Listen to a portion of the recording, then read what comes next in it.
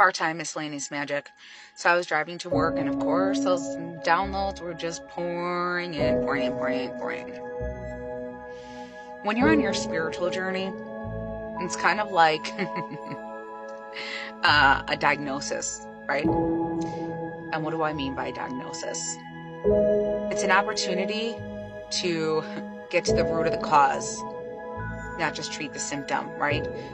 And I was doing a reading for a client, which I love dearly.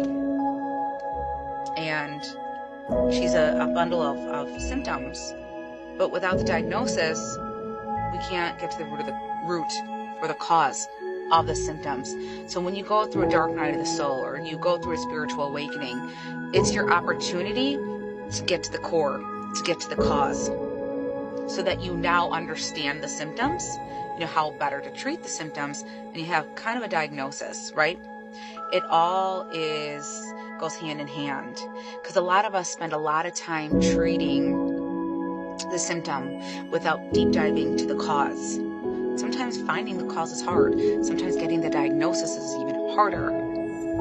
So I find that when you go through a spiritual awakening, Kundalini awakening, dark night of the soul, you name it, it's your diagnosis. So you can deep dive into the cause, so you can really start healing the symptom.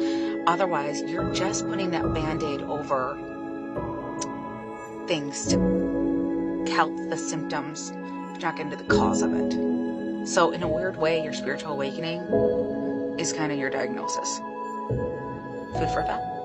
This is Miscellaneous Magic. Thank you for all the new followers and everyone that's kind of jumped on. It's so amazing to me. Like, I'm very humbled by it. But if anyone wants to connect with me on a one-on-one, I am open for sessions. But that really hit me very profoundly this weekend, and I was able to finally articulate it and gather it all into one message. So I love you. Showing up for your glow up. Pour yourself as many cups of love as you need to get through this.